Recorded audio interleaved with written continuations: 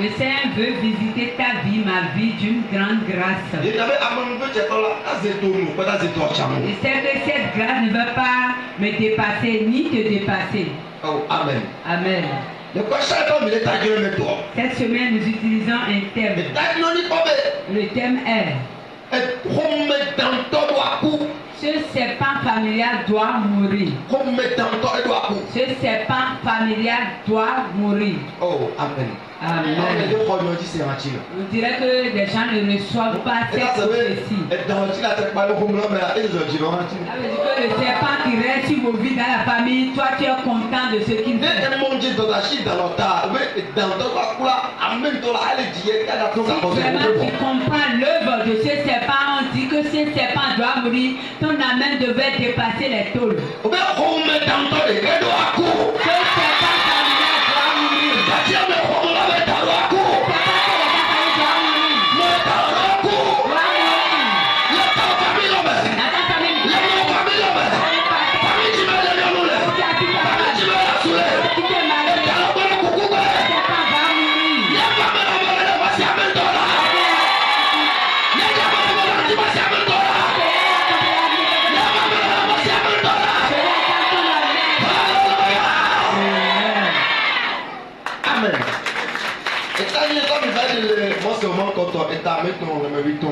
Ce thème est tiré du livre de Genèse, Genèse 3, verset 13.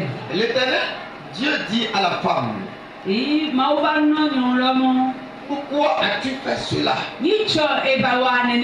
La femme répondit, le serpent m'a séduite et j'en ai mangé. Amen. Amen. Oh, amen. Amen. Et tant, tu l'as mis pour le corps. Le serpent qui séduit l'heure a sonné qu'il meurt. Oh, amen. Amen. Et l'heure a sonné pour qu'il meure. Cette nuit, le sous-thème de cette nuit, amen.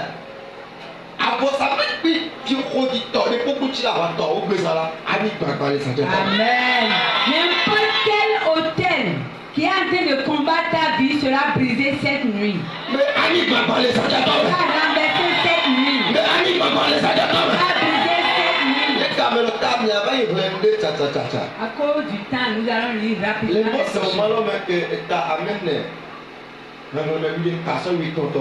Toujours dans le livre de Genèse, Genèse 4, verset 11 à 14.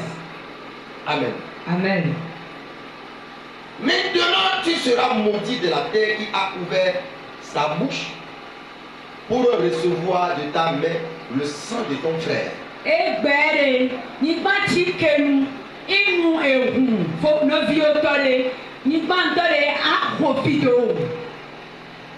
Quand tu cultiveras le sol, il ne te donnera plus sa richesse. Tu seras errant et vagabond sur la terre. D'ailleurs, dit à l'Éternel, mon châtiment est trop grand pour être supporté.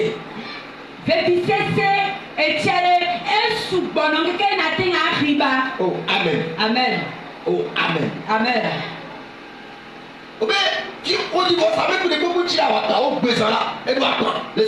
L'autel, n'importe quel autel de malédiction qui combat ta vie sera détruit cette nuit.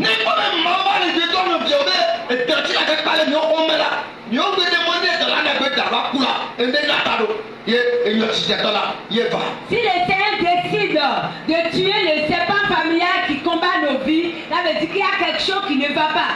Et nous nous venons de lire. Il y a une malédiction dedans. Le serpent qu'on veut qu'il meure. Quand on parle de la malédiction, c'est la première chose qui a amené la malédiction, c'est le serpent. Le serpent. C'est le serpent qui a fait que premièrement Dieu a maudit.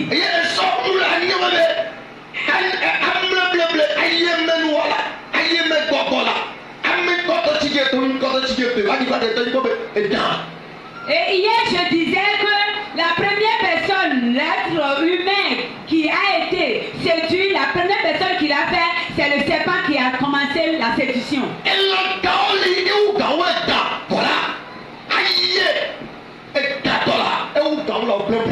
Il y a de grands animaux qui dépassent le serpent, mais le serpent est le plus petit des animaux, mais le plus rusé. L'hypocrite.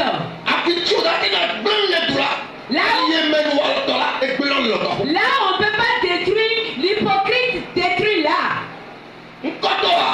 Premièrement, Dieu a créé Adam et Ève. Et tout allait bien. Quand ils étaient dans le jardin d'Éden. Mais un jour, tout a été renversé. À cause de qui? À cause du serpent.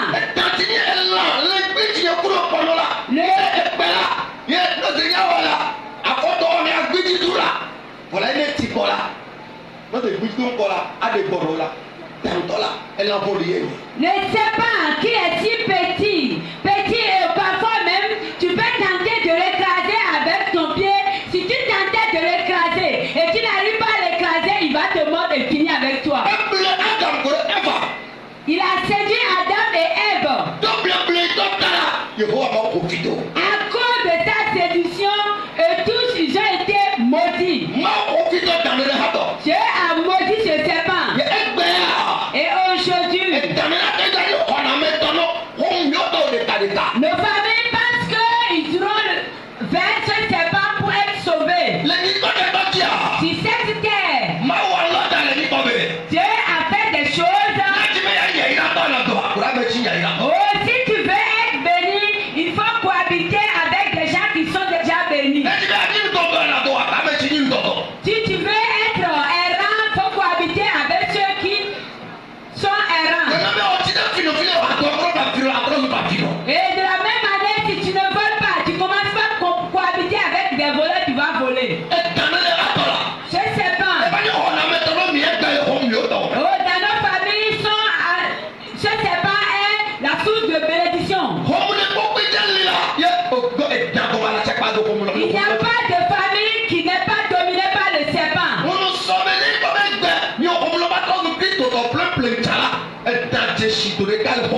Et je disais hier que même si aujourd'hui tous les membres de ta famille ont converti Jésus, l'esprit de serpent agit là-bas.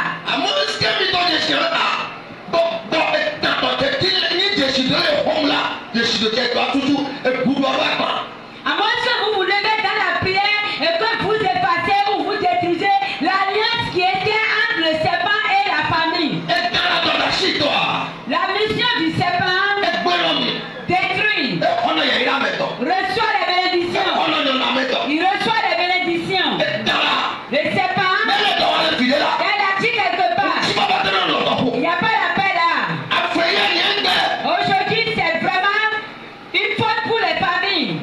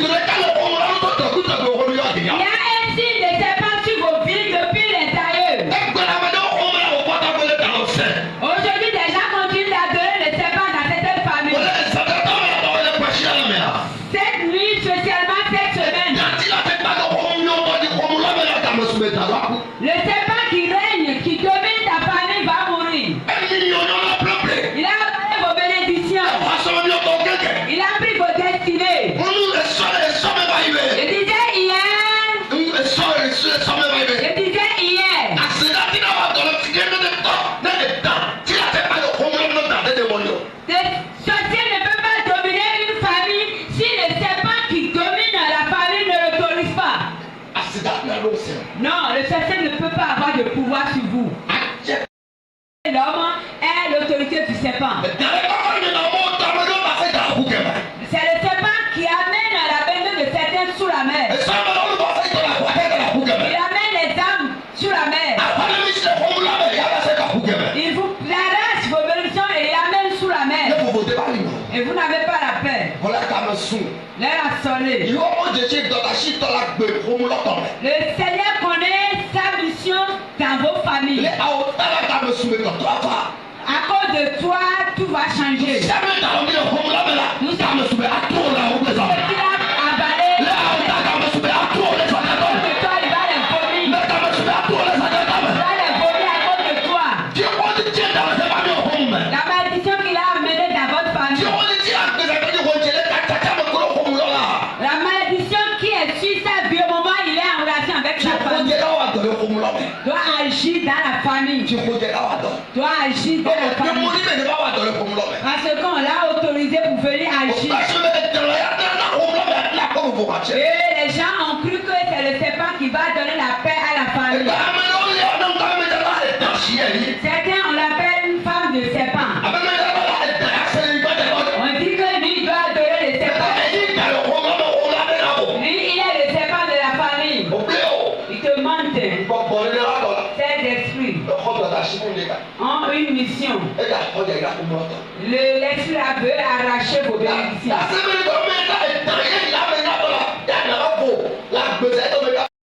Il dit que la destinée de cette personne est confiée au serpent. Là, nous allons prier cette nuit. Oh, l'esprit de serpent qui a commencé quelque chose. Qui a mis la malédiction sur la vie de l'homme. Adam et Ève. La malédiction du serpent continue d'agir. La mauvaise autorité du serpent continue d'agir. Au moment où le serpent a commencé sa mission dans la famille, il a envoyé un mauvais bénin dans la vie de l'homme.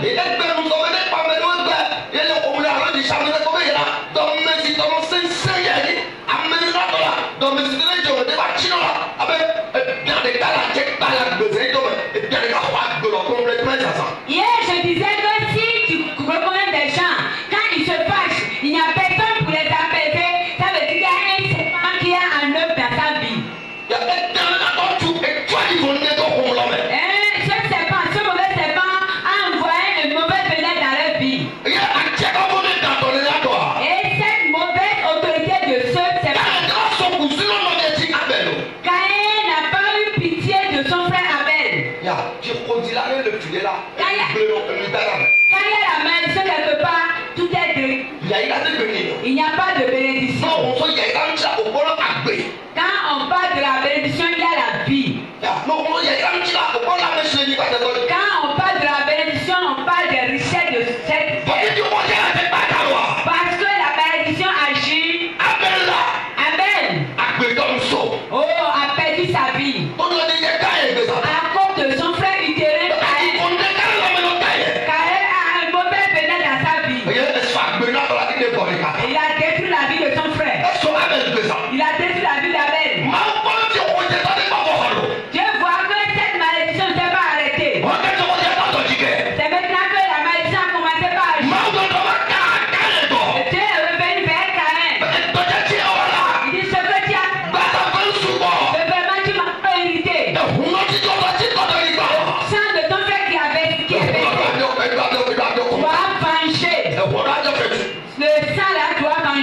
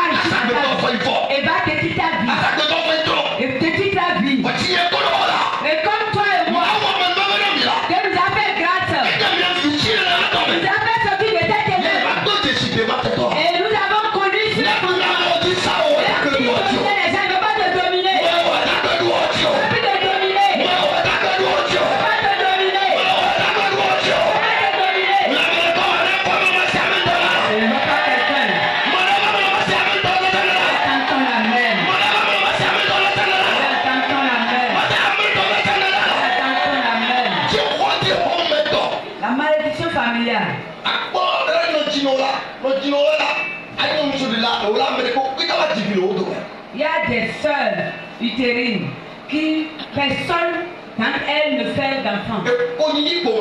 Et elles tous sont stériles. Ça, c'est la malédiction. La malédiction agit dans cette famille.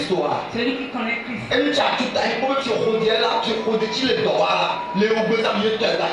Il va se lever et dire, mon cas doit être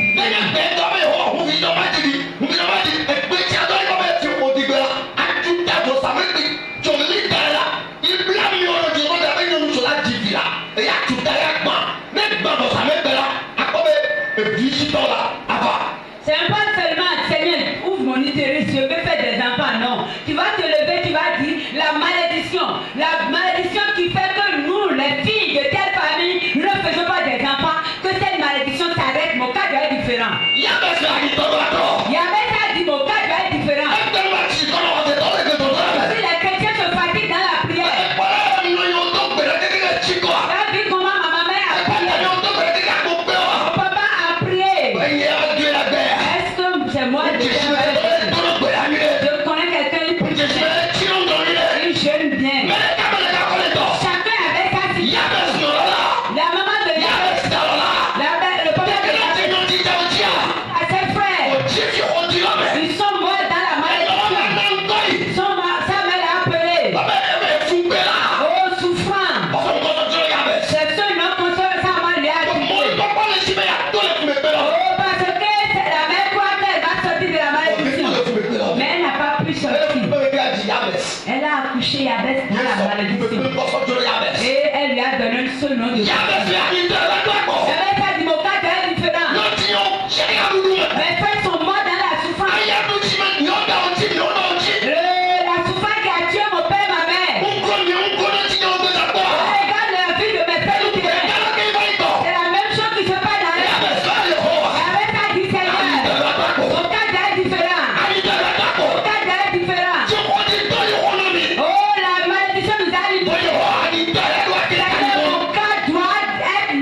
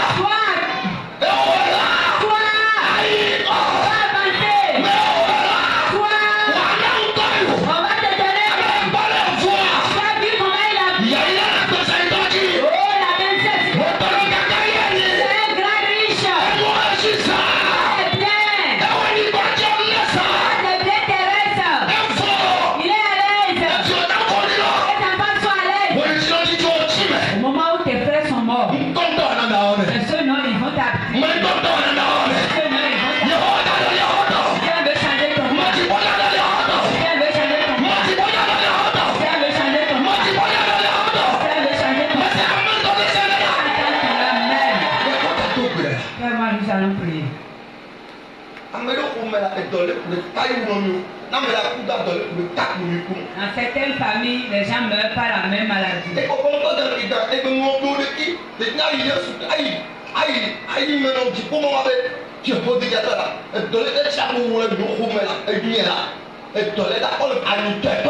Tu vois cela, mais pourtant tu es là, tu ne veux pas aller dans la présence de Dieu et changer ton cas. Quelque chose va se passer cette nuit. Si tu me suis, tu auras le miracle.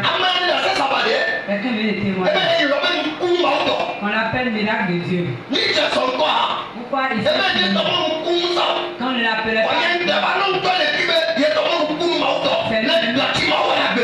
c'est lui-même qui s'est surnommé miracle de Dieu à cause de ce que le Seigneur fait dans sa vie.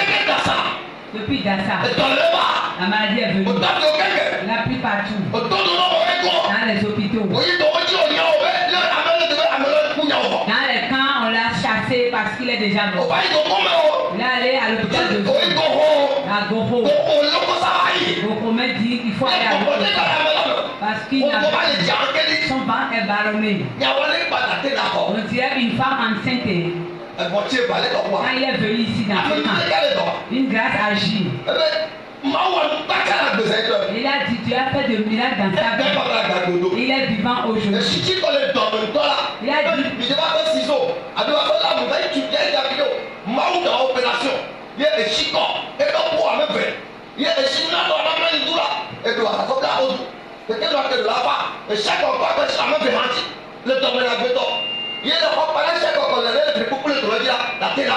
et il a dit le puits qui sortait vraiment peut faire 5 litres. Et chaque fois, quand le puits sort vraiment dans le camp, partout dans le camp, vous ne pouvez pas, l'odeur là n'était pas du tout agréable. Il a vu que tout ce que l'ennemi a mis dans son ventre, le Seigneur a fait sortir cela par le miracle. Et c'est pourquoi il s'est surnommé miracle. Vraiment, il est un miracle. Celui qui l'a opéré sans lame, sans ciseaux. C'est un pas qu'un médecin. Le Seigneur même l'a opéré au niveau de son nombril. Vraiment, c'est un miracle de Dieu. Si quelqu'un ne sait pas sur le même miracle de Dieu, la